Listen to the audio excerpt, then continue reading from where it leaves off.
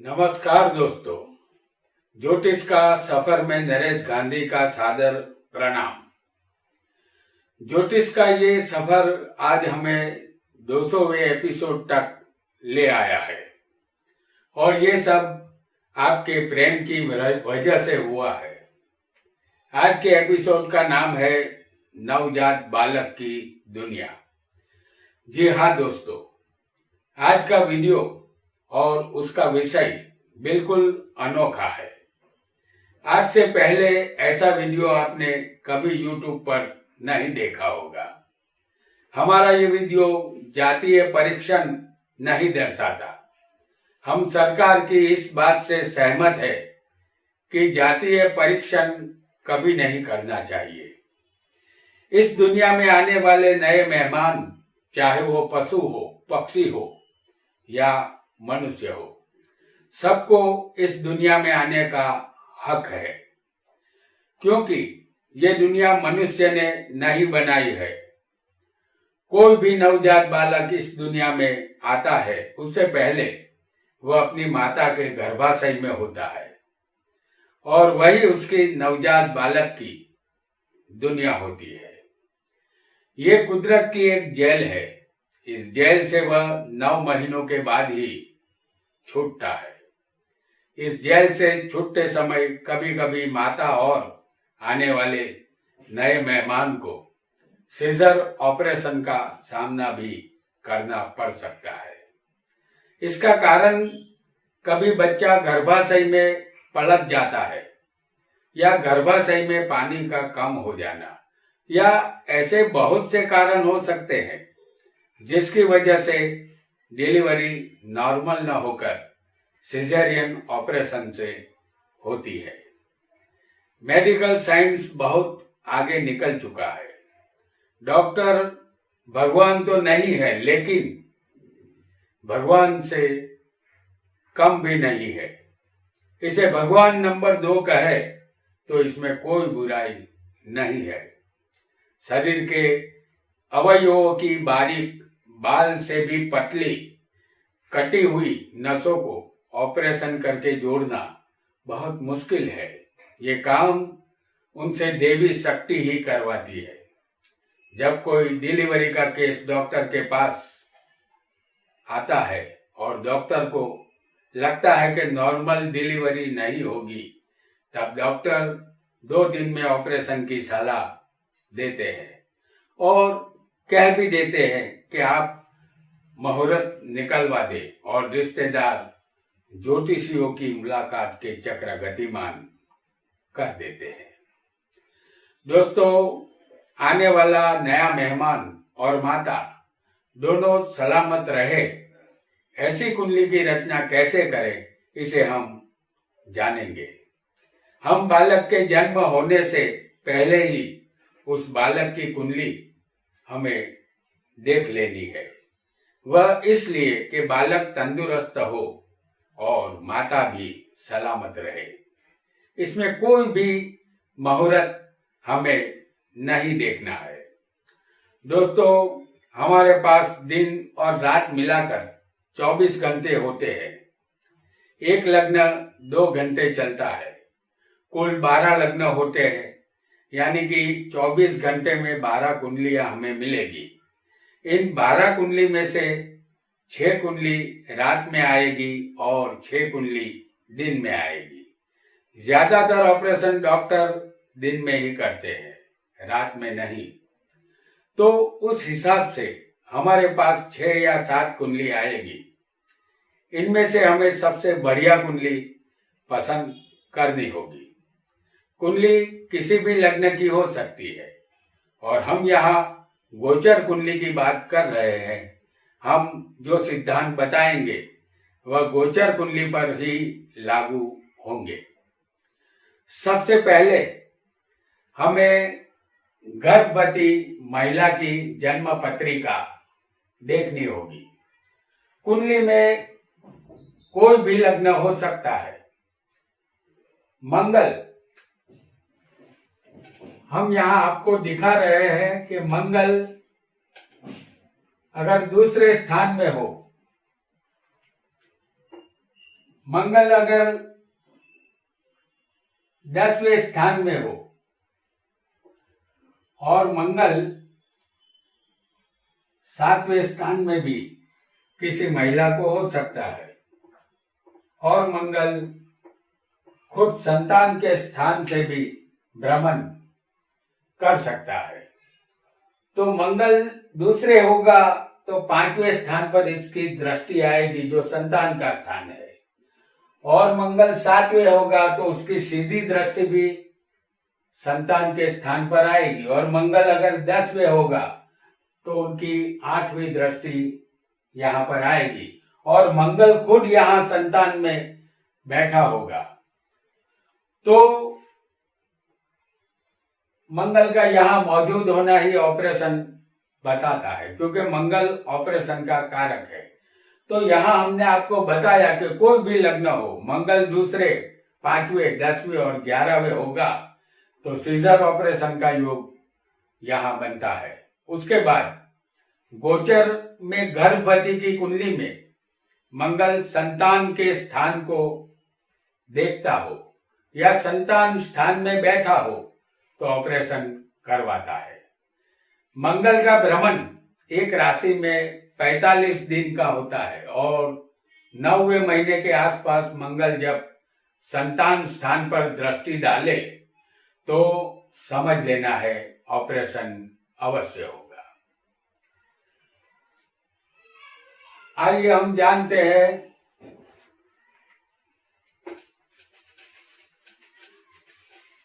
कि बालक की कुंडली की रचना कैसे करते हैं।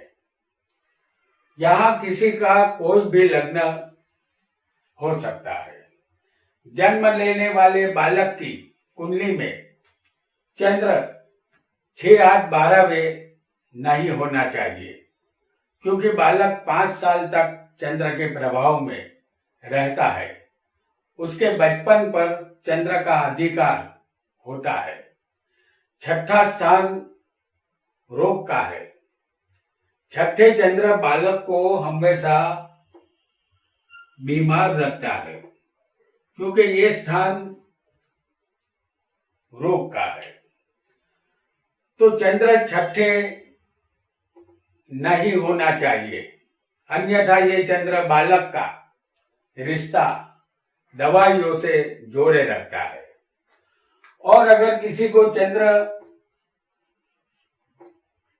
अष्टम स्थान में हो, उस समय जिस समय हम कुंडली की रचना कर रहे होते हैं, तो चंद्र का 8वें भी होना अच्छा नहीं माना जाएगा। चंद्र यहाँ 8वें नहीं होना चाहिए, क्योंकि ये स्थान आयुष्य, लंबी बीमारी और मृत्यु का है। यहाँ इस स्थान में चंद्र बालारिष्ट करता है, यानी बचपन में बालक की मृत्यु का भय उत्पन्न करता है। और चंद्र माता भी है। 8वें बालक के जन्म के समय चंद्र माता के मृत्यु का भय भी उत्पन्न करेगा, क्योंकि चंद्र बालक की माता है। यहाँ बालक और माता दोनों के लिए चंद्र खतरे की घंटी बजा देता है। तो चंद्र को 8वें नहीं होना चाहिए, और चंद्र को 12वें स्थान में भी नहीं होना चाहिए, क्योंकि ये स्थान खर्च का है और विनाश का भी है। जो शरीर मिलता है उसका एक दिन विनाश भी होना है। चंद्र 12वें होगा तो शरीर के विनाश का योग बनेगा, या माता के लिए भी जिंदगी का खतरा रहेगा। तो चंद्र 12वें नहीं होना चाहिए। हमें पहला सिद्धांत याद रखना है, जब भी किसी आने वाले नए मेहमान की कुंडली की रचना हम करें तो इस बात का ध्यान रखें कि चंद्र 6, 8 और 12वें नहीं होना चाहिए। बाकी किसी भी स्थान में चंद्र होगा तो ये अच्छा रहेगा। तभी बालक और माता यहाँ सलामत रह पाएगी। अब जानते हैं दूसरे सिद्धांत के विषय में। हम जान चुके हैं कि चंद्र बालारिष्ट करता है, इसलिए लग्न कोई भी हो, चंद्र किसी भी स्थान में पाप कर्तरी योग में फंसा नहीं होना चाहिए। इस सिद्धांत को भी हमें याद रखना होगा। जैसे चंद्र हम आपको दिखा रहे हैं 10वें स्थान में, यहाँ लग्न कोई भी हो सकता है। चंद्र 10वें हो, उसके दोनों तरफ जैसे हम दिखाएंगे सूर्य और शनि को, हालांकि यहाँ राहु और मंगल भी हो सकते हैं। जैसे हम आपको दिखाई देते हैं कि राहु हो सकते हैं यहाँ, और यहाँ किसी कुंडली में मंगल भी हो सकता है। ये चारों ग्रह पापी है। तो चंद्र के दोनों तरफ सूर्य शनि हो या राहु मंगल हो तो ये पाप कर्तरी योग है। ऐसा योग माता और आने वाले नवजात बालक के लिए मृत्यु का भय उत्पन्न करता है। तो चंद्र पाप कर्तरी में नहीं होना चाहिए। इस बात को कुंडली की रचना करते समय हमेशा याद रखें। आइए और योग को भी जानेंगे। कोई भी लग्न यहाँ हो सकता है। कुंडली में चंद्र कहीं भी बैठा हो, लेकिन इस चंद्र पर 3 पापी ग्रहों की दृष्टि नहीं होनी चाहिए। जैसे हम आपको यहाँ चंद्र को दिखा रहे हैं संतान के स्थान में ही, इस पर 3 पापी ग्रहों की दृष्टि होनी नहीं चाहिए। मंगल एक पापी ग्रह है, उसकी चौथी दृष्टि चंद्र पर आ रही है, और शनि भी एक पापी ग्रह माना गया है, तो उसकी 7वीं दृष्टि यहाँ पर आ रही है। और अगर इस कुंडली में राहु लग्न में बैठा हो तो उसकी 5वीं दृष्टि भी चंद्र पर आ रही है। तो 3 पापी ग्रहों से ये चंद्र दृष्ट है। तो चंद्र 5वें बैठा हो और उस पर शनि मंगल या कोई भी ग्रह जो पापी हो, हमने यहाँ मंगल राहु शनि बताए हैं, वो कहीं और भी हो सकते हैं और वहां होकर ये चंद्र को देख सकते हैं। तो पापी ग्रहों की दृष्टि हो तो माता और नवजात बालक दोनों के मृत्यु का काउंटडाउन शुरू हो जाता है। ऐसा योग होने पर गर्भवती महिला की मृत्यु तक हो जाती है। तो कुंडली के निर्माण के समय इस बात का ध्यान हमें रखना होगा कि चंद्र 3 पापी ग्रहों से दृष्ट ना हो। आइए एक और योग को भी जानेंगे जो कुंडली की रचना के समय हमें याद रखना होगा। कुंडली में लग्न बालक का शरीर होता है, और ये लग्न हम यहाँ आपको बता रहे हैं 10 अंश से 20 अंश तक का।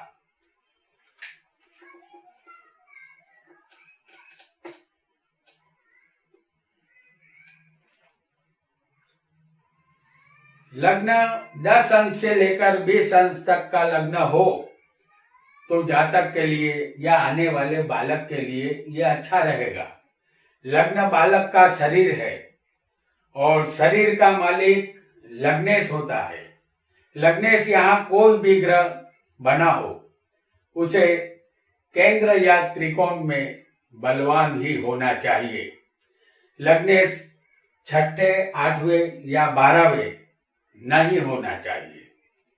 लग्न या लग्नेश बलवान होगा तो बालक का शरीर मजबूत रहेगा और हमेशा स्वस्थ रहेगा। जैसे अगर हम यहाँ मेष लग्न की कुंडली आपके लिए बना दे तो इस कुंडली में 10वें मंगल होगा और यहाँ पर जो राशि आएगी वो होगी मकर। इस राशि में मंगल उच्च का हो और अगर मंगल किसी को लग्न में भी हो सकता है तो ये मंगल स्वग्रही मंगल होगा। कुंडली की रचना करते समय इस बात का भी ध्यान रखें कि लग्न और लग्नेश बलवान हो और केंद्र त्रिकोण में हो, 6, 8, 12वें ना हो, तभी बालक स्वस्थ तरीके से अपना जीवन जी पाएगा। आइए एक और योग को भी यहां जानेंगे। लग्नेश भी पाप कर्तरी योग में फंसा ना हो। जैसे हमने यहाँ मेष लग्न की कुंडली बनाई है तो लग्नेश मंगल है और अगर वो 10वें है, ये मंगल 10वें है और 9वें और 11वें स्थान में अगर शनि और सूर्य जैसे ग्रह हो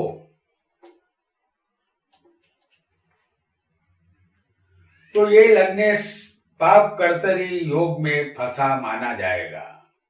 ऐसा योग नवजात बालक को तंदुरुस्ती नहीं दे पाएगा, बालक सदा बीमार रहेगा। तो हमें ये सिद्धांत भी याद रखना होगा कि लग्नेश पाप कर्तरी योग में फंसा न हो। आइए एक और योग को भी जानेंगे। मेष लग्न की ये कुंडली फिर एक बार हम यहाँ आपको बनाकर दिखा रहे हैं। ये मेष लग्न की कुंडली है। लग्न पर किसी भी ग्रह की दृष्टि होनी चाहिए। जितने ज्यादा ग्रह लग्न को देखेंगे तो ये अच्छी बात होगी, चाहे वह शुभ ग्रह हो या अशुभ ग्रह हो, लेकिन उन ग्रहों की दृष्टि लग्न पर आनी चाहिए। जैसे 7वें अगर यहाँ गुरु बैठा हो तो गुरु की 7वीं दृष्टि आएगी और अगर यहाँ गुरु के साथ चंद्र मौजूद हो तो चंद्र की भी 7वीं दृष्टि यहाँ पर आएगी। अगर शनि यहाँ होगा तो उसकी 10वीं दृष्टि लग्न पर आएगी। अगर मंगल यहाँ मौजूद होगा 10वें तो अपनी चौथी दृष्टि से वो यहाँ लग्न को देखेगा। इस वजह से बालक का शरीर हमेशा स्वस्थ रहेगा। कुंडली की रचना करते समय इस बात को भी आप ध्यान में रखें। आइए आगे बढ़ेंगे और एक नए योग को भी जानेंगे। यहाँ कोई भी लग्न हो सकता है। लग्न में गुरु, जैसे हम आपको दिखा रहे हैं, लग्न कोई भी हो, लग्न में गुरु होना चाहिए और दूसरे स्थान में शनि हो और तीसरे स्थान में अगर राहु होगा तो गर्भवती महिला की यहाँ मृत्यु होगी। हालांकि गोचर में ऐसा योग कम बनता है। इस योग को जन्म कुंडली और गोचर कुंडली में दोनों में आपको चेक कर लेना है।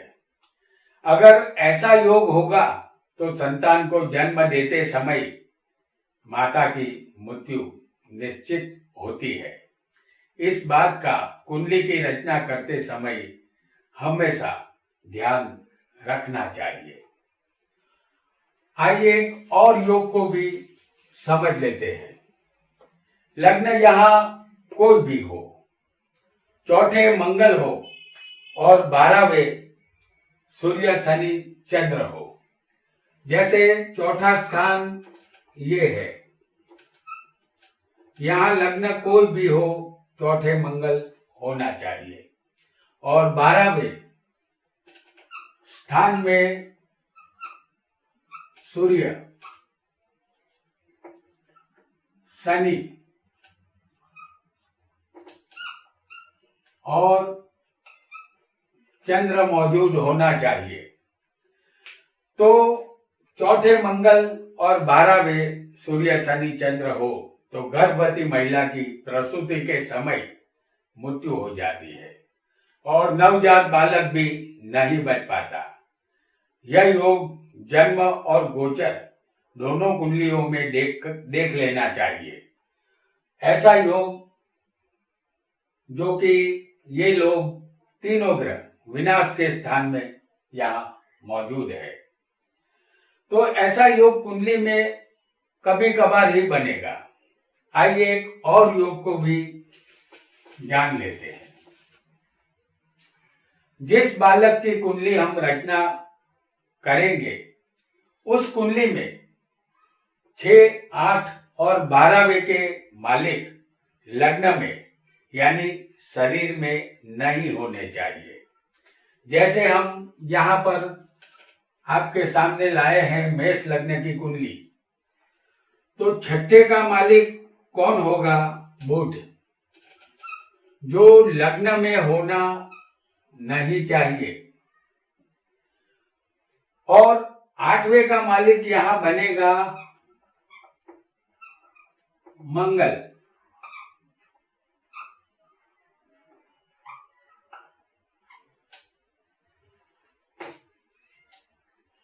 आठवें का मालिक बनेगा मंगल।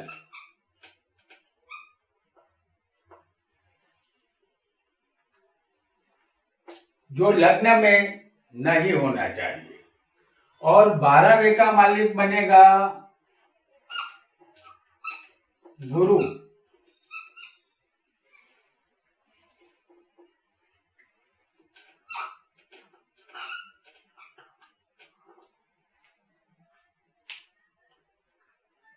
तो छठे का मालिक बुध है, 8वें का मालिक मंगल है और 12वें का मालिक गुरु है।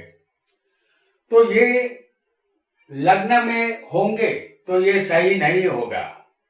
इनमें से एक भी ग्रह लग्न में नहीं होना चाहिए, क्योंकि छठा स्थान रोग का है और रोग का मालिक अगर शरीर में होगा तो नवजात बालक को रोगों का सामना बचपन में ही करना पड़ेगा। अगर 8वें का मालिक मंगल